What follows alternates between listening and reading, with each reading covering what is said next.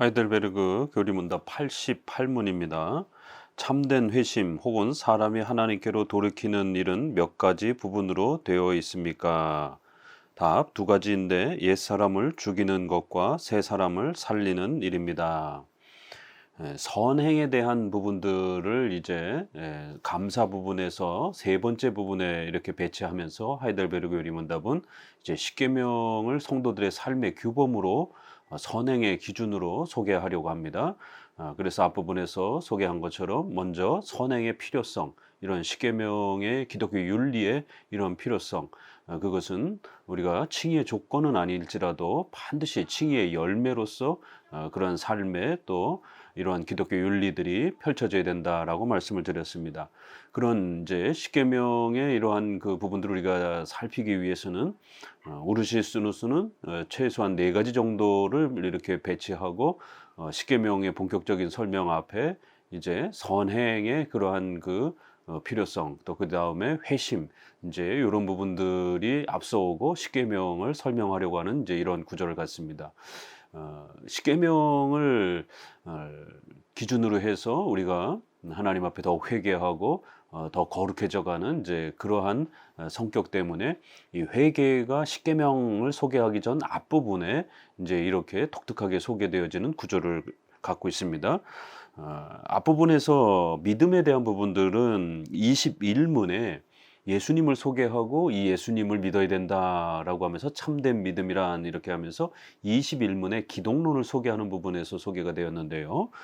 독특하게 하이델베르그 리문답에서는 이렇게 십계명을 소개하는 그 앞부분에서 십계명과 연결해서 회개 부분을 이렇게 다루는 것이 독특한 특징입니다. 소요리 문답에서는 이제 이 회개와 믿음이 이렇게 연속해서 같이 이렇게 구성되어서 소개하는 것이 훨씬 더 논리적으로 이렇게 구별되어 있는 것을 알 수가 있습니다. 아무튼 이제 하이델베르그 요리문답에서는 믿음과 회개가 각각의 좀 더 그러한 그 중요한 기독론과 또 십계명 성화론을 설명해가는 또 연결 구조로 그렇게 소개를 합니다. 자, 그러면 이제 하나님의 말씀을 따라서 우리 자신을 살필 때 우리가 회개할 게 무엇이고 또 무엇을 우리가 잘못했는지 또 어떻게 또 하나님 앞에 우리가 또 반성해야 되는지 이제 이런 부분들을 회개론에서 다뤄주면서 이러한 십계명과 연결해서 좀 더 그러한 회개의 실천적인 그런 부분들을 많이 강조해 주고 있는 것을 알 수가 있습니다. 자, 그러면 하이델베르그 요리문답에서 소개하는 이제 회심의 그 특징을 몇 가지를 보게 되면은요. 회개란 무엇인가? 이것은 우리 기독교의 아주 중요한 정의가 됩니다. 이 회개에 대한 정의, 믿음에 대한 정의도 그렇지만 회개에 대한 정의도 흐트러지게 되면 기독교가 총체적으로 붕괴되고 망가지고 기독교를 오해하게 됩니다. 회개란 무엇일까? 그러면 이제 우리가 잘못된 회개의 이러한 통상적인 또 그러한 극단적인 또 양쪽의 이러한 또 입장들을 교회사 속에서 항상 교회를 혼란케 했던 잘못된 그런 회개론은 어떤 것이 있는가, 이런 부분을 먼저 정리해 볼 필요가 있죠. 회개의 이러한 부분들에 있어서 크게 하나는 양심의 이러한 어떤 그 가책, 죄책감, 단지 이러한 어떤 그 양심의 이러한 어떤 그 부분들의 죄책감을 성경이 말하는 이러한 회개인 것처럼 이렇게 이제 설명하는 이제 이러한 방식들은 이것은 일반 불신자들도 그 정도의 양심의 가책은 우리가 이런 도덕적 인격이 있기 때문에 양심이 있기 때문에 또 이러한 양심에 대한 또 이러한 불편함과 또 이러한 어려움 때문에 반성을 하기도 하고 또 뉘우치기도 합니다. 그렇지만 그것은 신자로 나아오게 되는 참된 회개는 아닌 것입니다. 그래서 양심의 가책을 지나치게 성경에서 말하는 회개로 오해하면 안 된다라는 것. 또 로마 카톨릭이 이렇게 늘 고해성사라든가 이런 부분들을 사용할 때 써먹었던 맹종, 맹신, 이제 이러한 그 개념으로 율법주의적인 이러한 좀 더 개념입니다.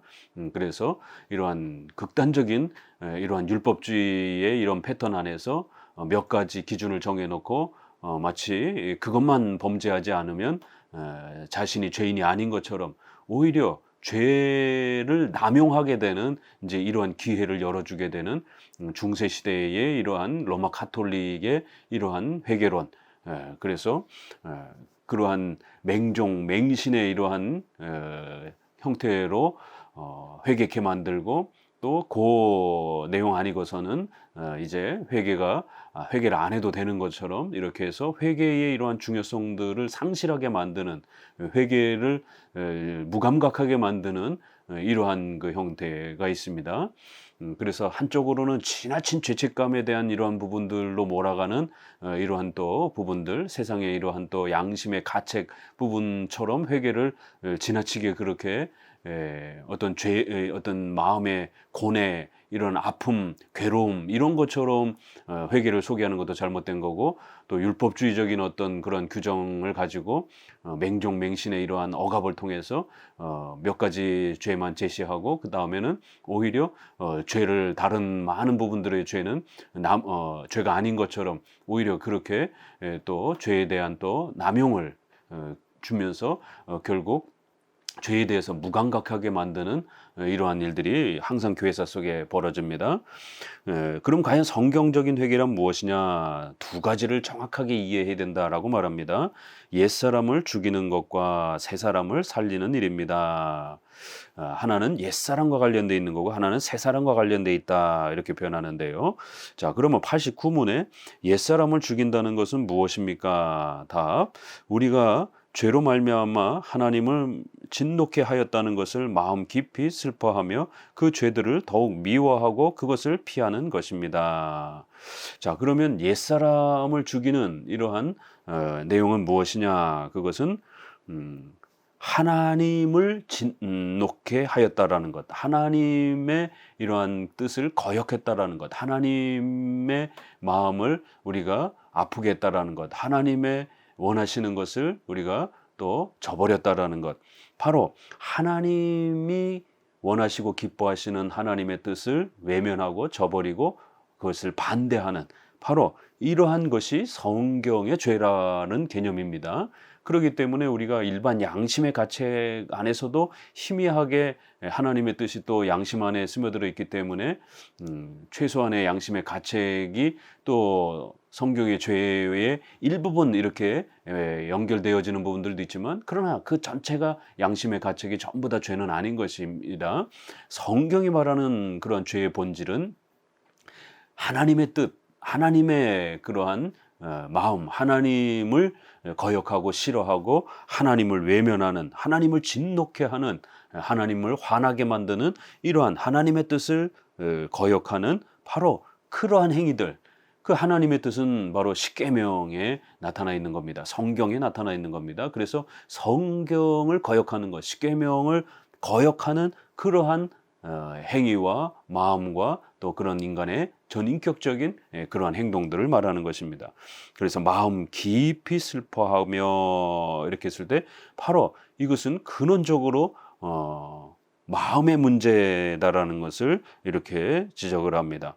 그리고 뒷부분에 슬퍼하고 미워하고 피하는 것입니다 라고 이렇게 표현을 해서 우리가 하나 이렇게 세밀하게 봐야 되는 것은 바로 이 죄와 관련된 이러한 부분, 그 죄의 정의, 그 다음에 그 죄로부터 우리가 회개한다라고 하는 부분은 죄도 바로 우리가 원죄의 문제가 있고 자범죄의 문제가 이렇게 있는 것처럼 결국 우리의 인간의 본성이 아담의 후손으로서 원죄를 물려받아 죄인이 되기도 하고, 또 자범죄, 하나님의 뜻을 우리가 우리의 마음과 의지가 그거를 거역하고 외면하는 이런 인간의 본성의 그런 악함의 문제로부터 출발되어 우리의 행동에까지도 그렇게 하나님의 뜻을 거역하는 또 행동으로 나오게 되는 그런 성격이 바로 죄의 정의입니다. 그러면 회개도 바로 마음으로부터 출발을 해야 되는 것이에요. 그리고 전인격적인 형태로 그렇게 회개하고 돌이키는, 반성하는 내용을 포함해야 되는 겁니다. 왜냐하면 죄의 정의가 바로 그 성격을 먼저 우리에게 가르쳐주고 있는 겁니다. 그렇기 때문에 오늘날 신비주의자들이나 경건주의자들이나 은사주의자들처럼 막 이상한 체험을 하고 막 떼굴떼굴 굴르고 이러한 부분들을 회개하는 것처럼 이렇게 감성적으로 막 울고, 물론 회개하다가 울 수는 있습니다. 그러나 마치 우는 것 그 자체만이 회개인 것처럼, 어떤 감성적인 어떤 회개가 회개의 본질인 것처럼, 이렇게 또 회개를 지나친 양심의 가책이라든가 감성적인 어떤 그런 탄식이라든가 흐느낌이라든가 슬퍼함이라든가 고뇌라든가 괴로움이라든가 이렇게 적용하면 안 된다라는 겁니다. 또 그런 마음의 어떤 감동도 없이 그저 맹종 맹신의 이러한 부분들에 있어서 고해성사처럼 그렇게 시키는 대로 율법의 이러한 지나친 그러한 맹목적 규정 아래에서 그거를 거역한 것이 마치 죄인 것처럼, 이러한 부분들도 다 잘못된 것입니다. 결국 죄의 정의가 정확하게 지게 되면 바로 우리의 마음이 하나님 앞에 범죄한 것, 우리 마음이 하나님을 싫어하는 이러한 본성적으로 하나님을 싫어하는 인간의 이러한 본성, 그리고 또 더 나아가서 전인격적인 이러한 그 의지와 행동을 통해서 하나님을 싫어하고 하나님의 뜻을 배격하면서 살아가는, 이것이 인간의 죄의 본 모습인 것이에요. 그래서 마음의 이러한 그 돌이킴, 마음의 탄식, 하나님의 뜻을 거역했다라는 것에 대해서, 하나님을 거역했다라는 것에 대해서 반성하고 아파하고, 우리의 마음이 그 죄를 탄식하는 바로 마음의 영역에서부터 출발해야 된다는 것. 그리고 세 가지, 전인격적으로 반응이 나타나는 겁니다. 떼굴떼굴 굴르고 엉엉 소리 지르면서 울었다고 해서 회개가 되는 것이 아니라, 바로 전인격적으로 우리가 뭘 잘못했는지에 대한 그 마음으로부터 우러나오는 슬퍼함, 십계명을 거역하고 하나님의 뜻을 위배한 것에 대한 깊은 탄식, 그리고 그 죄들에 대한 미움, 또 그 다음에 그것들을 벗어나고 싶은 강렬한 소원, 이러한 전인격적인 세 가지의 이러한 마음과 또 그런 모습들이 죄와 관련해서 반성하고 피하고자 하는 그런 강력한 그러한 모습들이 나타나야 그것이 진정한 옛사람을 죽이는 것이다 라고 이렇게 표현을 합니다. 그 다음에 새 사람으로 산다는 것은 무엇입니까? 구신문에 새 사람을 살린다는 것은 무엇입니까? 답, 그리스도로 말미암아 하나님 안에서 마음 깊이 기뻐하며 하나님의 뜻에 따라 모든 선을 행하며 살기를 사모하며 즐거워하는 것입니다. 여기도 보면 하이델베르그가 어떻게 설명을 하고 있죠? 마음의 문제다라고 이렇게 먼저 아주 중요한 출발점을 제시하고, 그 마음으로부터 이제 새 사람을 살린다라고 하는 것은 하나님 안에서 바로 하나님의 뜻을 즐거워하고 기뻐하며 하나님을 더 즐거워하고 기뻐하는, 바로 이렇게 우리의 마음 안에서 하나님의 뜻을 기뻐하고 하나님의 뜻에 따라 선행을, 십계명을 따라 살기를 그렇게 사모하고 마음에 결심하고 또 실천하면서 즐거워하는, 이러한 세 가지의 전인격적인 그러한 또 변화가, 의를 향한 변화가 있어야 된다라는 거예요.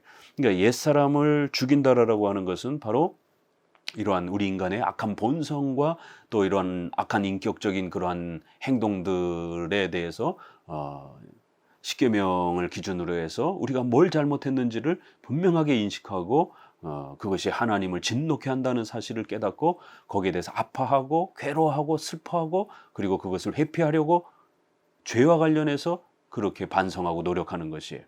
그러니까 일반 양심의 가책하고 다르다라는 것은, 양심의 가책은 뭘 잘못했는지는 모르는 거예요. 그 양심이란 보편적으로 이러한 세상 사람들의 그러한 그 여러 문화, 또 일반적인 그러한 보편적인 그러한 사람들의 도덕적 상식, 이 정도 수준에서 이렇게 판단하는 거기 때문에 성경의 그러한 도덕과 윤리 기준하고 이렇게 일치가 되어 있지 않기 때문에 단순한 양심의 가책 갖고는 안 된다라는 것입니다. 반드시 십계명을 통해서 우리가 무슨 죄를 저질렀는지, 하나님의 뜻을 어떻게 거역했는지, 어디까지 거역했는지를 정확하게 알아야만이 반성하고 그것이 죄다라는 것을 깨닫게 되는 겁니다. 그리고 또 옛사람으로 사는 방식도 따라붙어야 된다는 거예요. 하나는 잘못한 것에 대한 반성이 있어야 되고, 또 하나는 옳게 변화되고 옳게 살아가려고 하는, 하나님의 뜻을 따라 살아가려고 하는 그러한 또 변화와 전환이 있어야 된다라는 겁니다. 그래서 옛사람을 죽이는 것과 새사람을 살리는 이 두 가지가 복합적으로 그렇게 우리 안에서 표출되어야 그게 진정한 회개다. 그래서 옛사람을 죽이는 것뿐만 아니라 새사람을 살리는 것도 우리의 마음으로부터 전 인격적으로 십계명을 또 하나님을 기뻐하고 그 십계명을 또 사모하고 또 하나님의 뜻을 실천하는 것을 즐거워하며 애쓰며 노력하는 이러한 행동, 전인격적인 행동의 이러한 문제라는 거예요. 마음으로부터 전인격적인 행동의 변화와 결과를 말하는 것이지, 그렇게 뭐 10시간을 흐느껴 우는다든가 소리를 지른다든가 떼굴떼굴 구른다든가 그거 자체가 회개는 아닌 것입니다. 이렇게 십계명의 뜻을 정확하게 깨닫고 내가 뭘 잘못했는지를 분명하게 인지하고 그게 얼마나 무서운 것인지를 아파하고 탄식하며 괴로워하면서 그러한 악한 행동으로부터 바꾸려고 피하려고 애를 쓰는 거예요.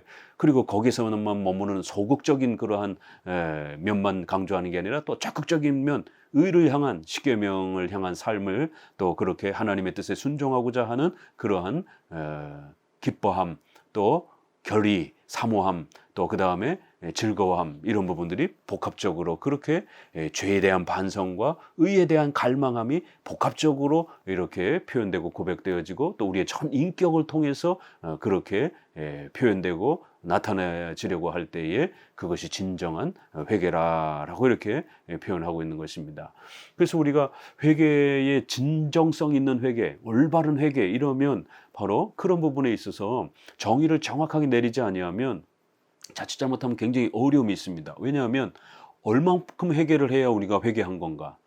그 정도를 따질 때 너무 기준을 높이 잡게 되면 더더더더더더 하면 죽을 때까지 어떤 하나의 행동에 있어서도 완벽하게 회개할 수 없는 이런 지나친 완전주의적 회개론의 함정이 있는 것입니다. 그래서 감리교의 회심 체험, 알미니안주의의 또 회심 준비, 또 최근에 회중파 청교도들에서 회심 준비론, 이런 부분들이 준비해서 더 완벽하게, 또 감리교 같은 경우는 강렬한 어떤 그런 감성적 또 이러한 체험을 동반하는 그런 강력한 어떤 그러한 느낌과 변화를 동반해야만이 진정한 회개다라고 하는. 그런데 그거를 누가 판단할 겁니까? 목사가 판단할 겁니까? 개인이 판단할 겁니까? 그러면 목사들마다 다 그 기준이 다르면, 이 사람은 10시간 울었으니까 회개를 했네. 이 사람은 1년 동안 회개를 준비했으니까 회개를 했네. 아니면 이 사람은 한 달밖에 준비를 못했으니까 이 사람은 회개를 못한 거네. 이런 식으로 그 정도의 기준을 너무 높여놓고 그 또 판단 기준을 목사의 주관적인 어떤 이러한 판단으로 그렇게 접근하게 되면 결국 알미니안주의의 주관주의적인 또 인간 중심적인 회개론에 빠져버리게 되는 것입니다. 우리 장로교는 그런 형태로 회개론을 말하지 않습니다.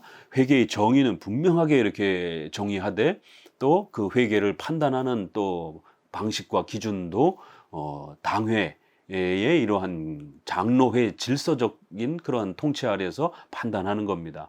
그래서 신앙 고백적으로 우리가 우리 자신의 회개도 확인하고 또 교회도 세례를 줄 때도 그가 회개했는지 안 했는지 어떻게 어느 정도까지 파악을 해야 될 겁니까? 1000가지, 10,000가지를 보고 판단을 할 겁니까? 결국 이러한 회중파 회개론이라든가 감리교회의 회심 체험이라든가 강렬한 회심 체험, 회중파의 회심 준비론이라든가 알미니안주의가 준비주의라고 말을 하고 회중파는 은혜로 말미암는 준비를 할지라도 결국 같은 카테고리 안에 다 있는 겁니다. 결국. 그럼 얼마만큼 준비를 해야 되느냐라는 거예요. 그러다 보니까 퍼킨스나 에임스라든가 또 존 오웬이라든가 또 뉴잉글랜드의 존 커튼이라든가 이런 회중파 계열의 이러한 그 사람들이 회심 준비론을 주장을 하면서 어떤 사람은 10단계, 어떤 사람은 7단계, 어떤 사람은 5단계, 학자들마다 다 단계가 다르고 또 그거를 신앙 고백적으로 통일을 시키지도 못하고 그러면은 네 번째 단계에 있는 사람은 회개를 못한 사람입니까? 그러면은 9번째 단계에 있는 사람은 회개한 사람입니까? 이러한 형태가 벌어지는 거예요. 그럼 이 사람은 회개한 사람입니까? 안 한 사람입니까? 결국 신자와 불신자 그 사이에 제3의 어떤 크리스찬이 만들어지는 이런 심각한 구원론이 되는 것이에요. 그래서 회개 중간쯤에 있는 어떤 이런 식으로 이야기를 하게 되는 회개한 자도 아니고 안 한 자도 아닌 신자도 아니고 신자가 아닌 것도 아닌 이런 일이 벌어지는 것입니다. 예를 들면 로이드 존스의 로마서 7장에 대한 해석도 거기에 대한 바울이 죄에 대해서 아파하고 이런 부분에 대해서 우리 장로교는 바울이 신자인 상태에서 죄를 아파하고 괴로워하는 그러한 모습으로 해석합니다. 그러나 회중파 계열의 대부분은 또 그 다음에 로이드 존스도 이 사람은 회심할 수도 있고 안 했을 수도 있다. 그러나 안 한 것으로 보는 것이 훨씬 더 좋다라고 이렇게 하면서 이렇게 신자가 아니어도 이런 죄에 대한 깊은 어떤 준비 단계의 반성이 있을 수 있는 것처럼 이렇게 몰아갑니다. 사실 이러한 그 알미니안주의 준비주의라든가 회중파의 회심 준비론, 감리교의 회심 체험은 이게 비성경적인 굉장히 심각한 그런 회개론입니다. 그리고 또 회중파의 회심 준비론을 최근에 많이들 이렇게 특별히 청교도를 추구하는 분들이 소개하고 있는데 이거는 너무나도 정말 우리가 이렇게 쉽게 분별할 수가 있는 겁니다. 바빙크, 벌커, 박형룡 그 어떤 조직신학에도 회심 준비론을 정통 회개론으로 소개하는 그런 조직신학 책이 단 하나도 없습니다.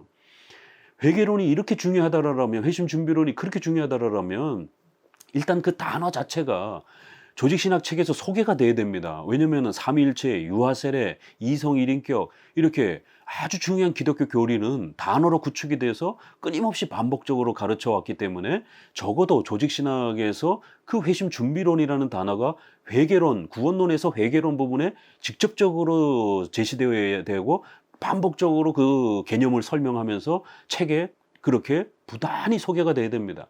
그런데 놀라운 것은 그 어떤 조직신학 책에도 존 모레이의 이런 구원론이라든가 이런 수많은 이런 조직신학 책에 회심 준비론이라고 하는 그 개념 자체를 설명하지 않습니다.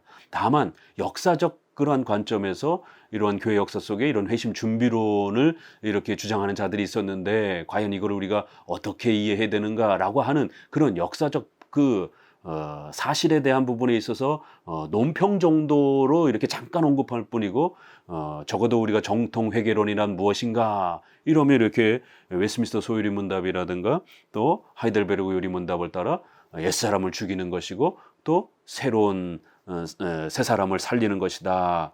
죄 죽임과 의로 삽니다. 이렇게 표현을 하는 것입니다. 십계명을 거역하는 바로 그것이 죄이고 바로 그것을 우리가 안타까워하고 회개하는 전인격적으로 그렇게 회개하는 그것도 신앙 고백적으로 그렇게 회개하는 겁니다. 신앙 고백적 회개라고 하는 것은 우리의 마음이 정말 그 죄를 아파하고 거기에 대해서 죄에 대한 반성과 또 깨달음과 탄식함이 있다라면 적어도 죄가 무엇인지에 대한 정확한 인식이 있어야 되고 또 그거를 정말 싫어하고 반성하는지에 대한 정말 양심적인 그러한 최소한의 그러한 고백을 하면 되는 것이에요. 그러면 교회에서도 그 정도 확인할 수 있는 것입니다. 이 사람이 어느 정도까지 회개를 해야 될지 또 몇 가지 그러한 그 회개의 열매가 있어야 되는지 이거는 성경에서 침묵하고 있는 것이에요.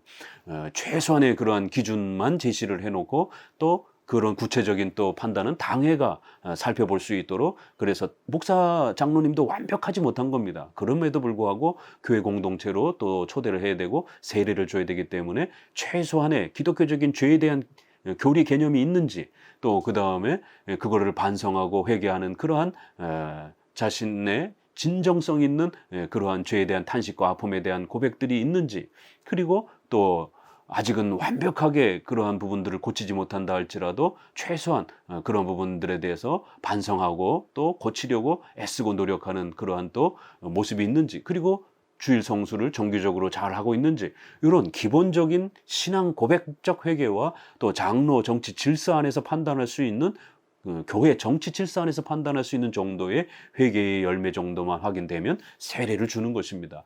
또 신자라 할지라도 또 100% 완벽한 회개 준비를 통해서 또 회개를 해야 되는 또 그런 어떤 상태에 있는지를 점검하는 이러한 그 너무 지나친 완전 회개론 쪽으로 이렇게 몰아가지 않습니다. 그렇게 하면 성찬에 참여할 사람이 아무도 없는 것이에요. 그래서 최소한 죄에 대한 그런 인식이 있고 또 죄에 대한 반성을 성도가 연약하지만 하고 있는지 그러면 얼마든지 성찬에 참여하면서 또 은혜의 수단을 참여하는 겁니다.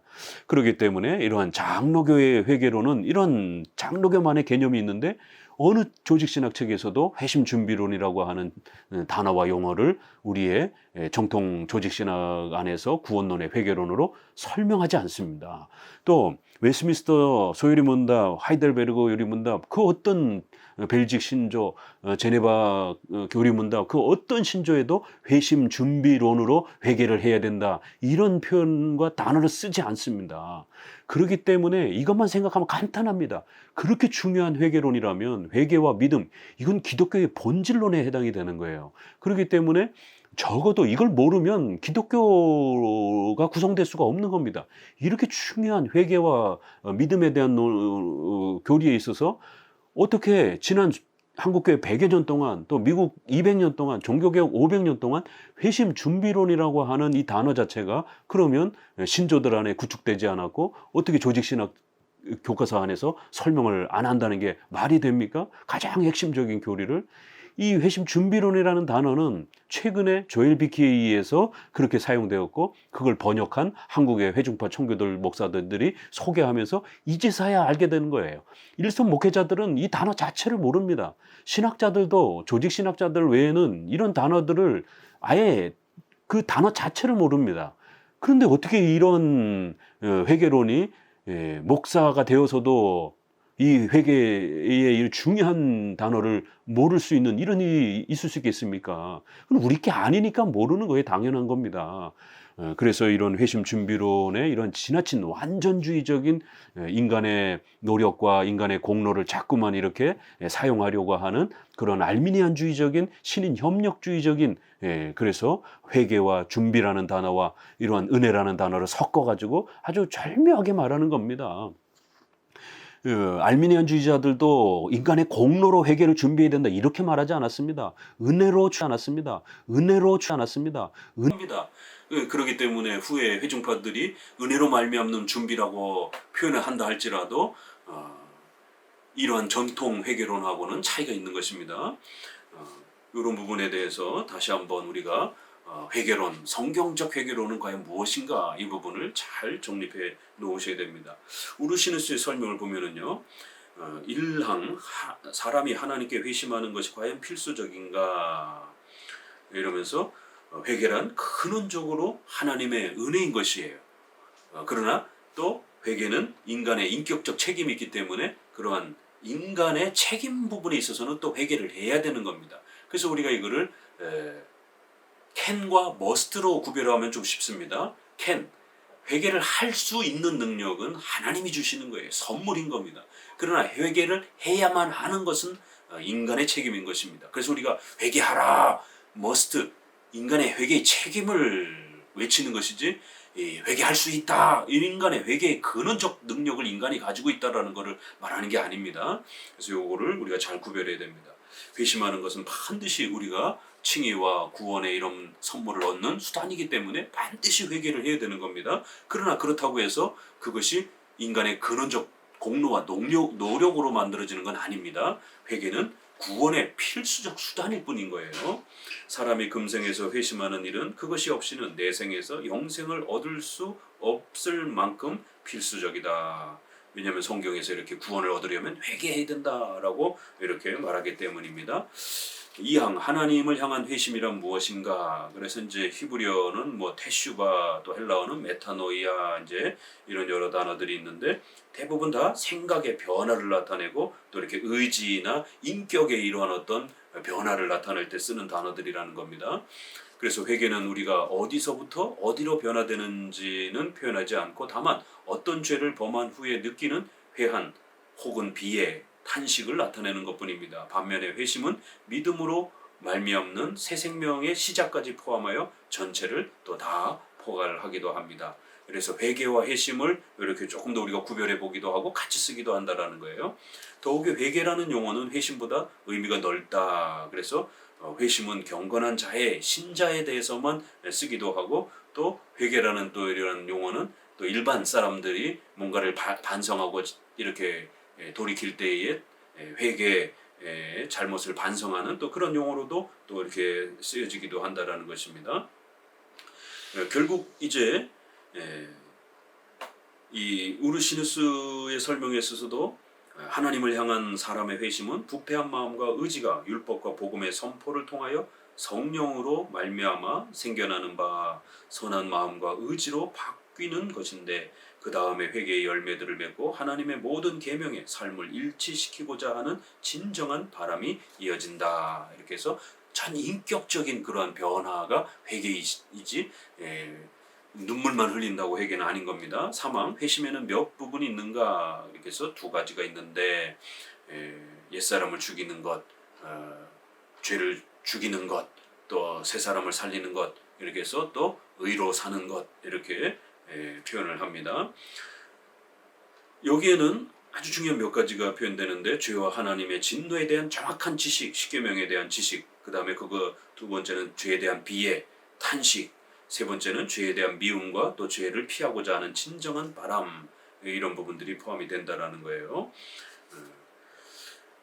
그렇기 때문에 이제 우리가 이러한 부분에 있어서 죽인다라고 하는 부분도 우리가 좀 더 잘 살펴야 되는데 이것은 인간의 육체를 자학하는 육체 고행을 이렇게 뜻하는 그러한 금욕주의적인 어떤 그런 개념으로 이해하면 안 된다라는 겁니다.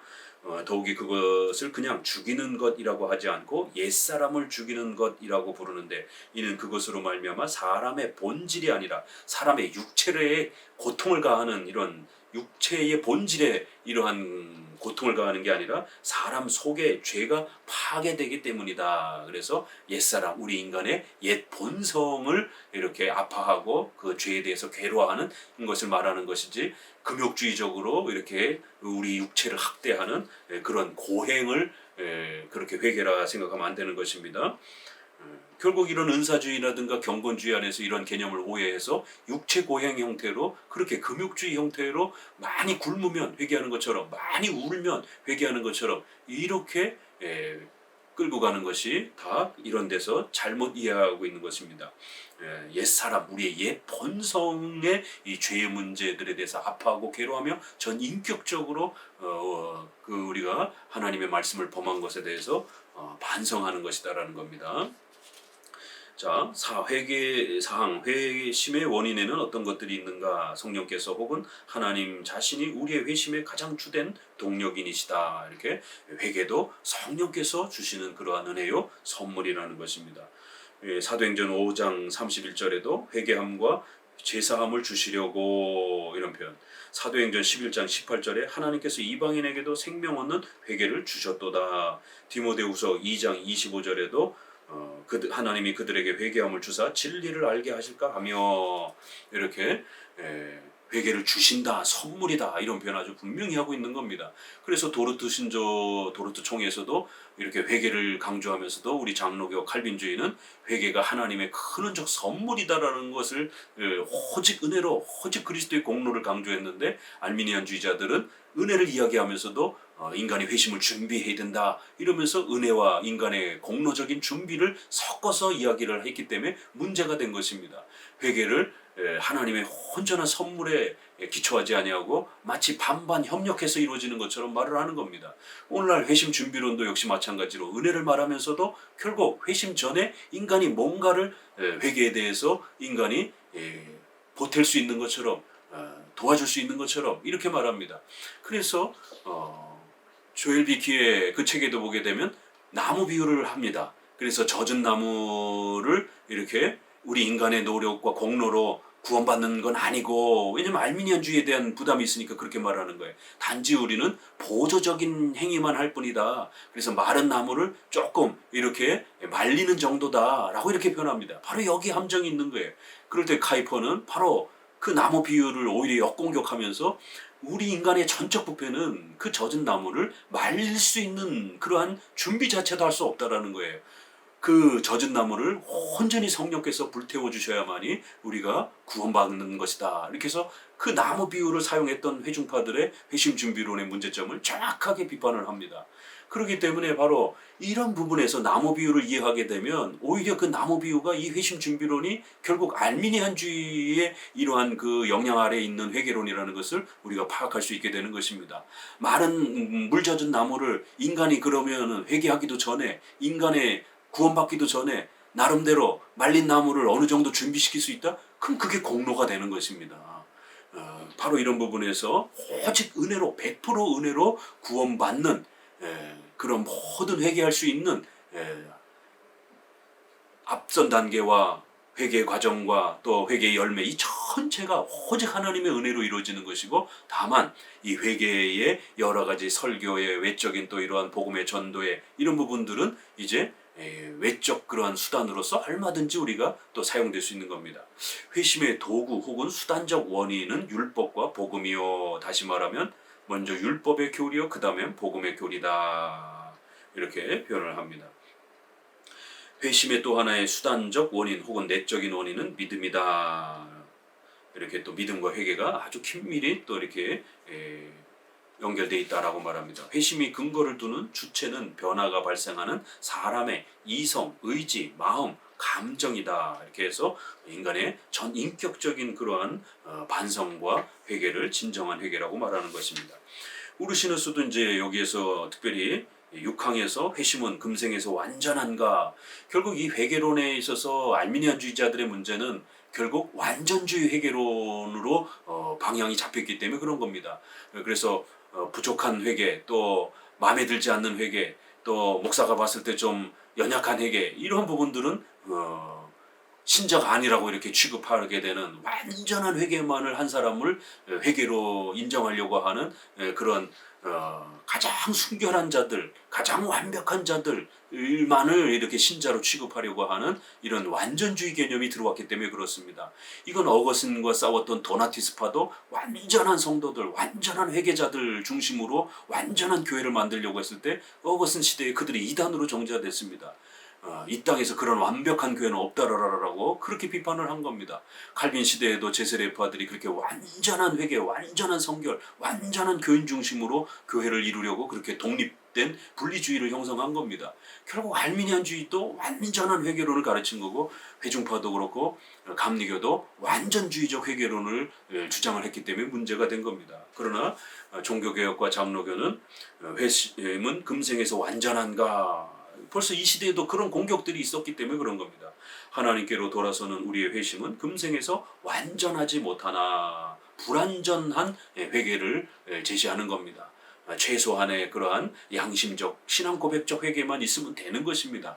또 그리고 비록 성도들이 불완전하게 회개한다 할지라도 성찬에 초대해서 또 진실된 그러한 회개와 반성이 있으면 얼마든지 또 은혜의 수단에 참여할 수 있도록 우리 장로교는 불완전한 성도라 할지라도, 그렇게 불완전한 회개 가운데 머물러 있는 성도라 할지라도 적어도 그 회개를 인정해 주는 겁니다.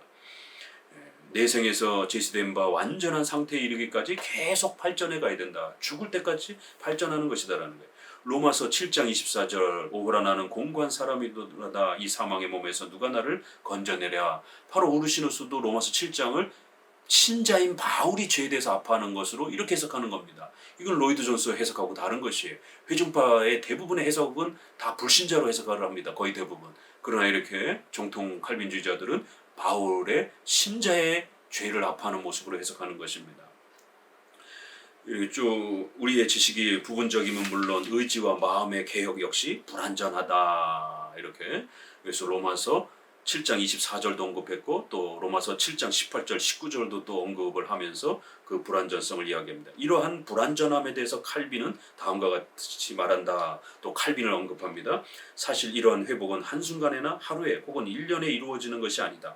하나님께서는 계속적인, 그리고 때로는 아주 더디기도 한 과정을 통해서 그의 택한 자들 안에서 육체의 부패성을 제거하시고 그 죄책을 깨끗하게 하시며 그들을 성전으로 거룩히 구별하시며 참된 순결에 이끌리는 모든 성령을 회복해 가심으로 하나님의 택한 자들은 평생토록 회개를 실천해야 하고 또한 이러한 싸움이 죽음에 이르러서야 비로소 종결될 것임을 아는 것이다. 이렇게 점진적인 그런 회개와 또 그런 연속적인 회개를 강조했지 즉각적인 완전한 그런 형태의 회개를 강조하지 않았습니다. 결국 이렇게 기독교 강요도 언급하면서 우르시누스는 죄의 잔재에 대한 카타리파와 제세례파의 논지들을 칼빈이 반박한 것이다. 이렇게 완전주의 회개론을 주장하는 자들을 반박한 글이다라고 하면서 불완전한 성화와 불완전한 회개론을 제시하는 것을 알 수가 있습니다. 여러분 꼭 정통 장로교의 회개론을 꼭 정립해 두시기 바랍니다. 감사합니다.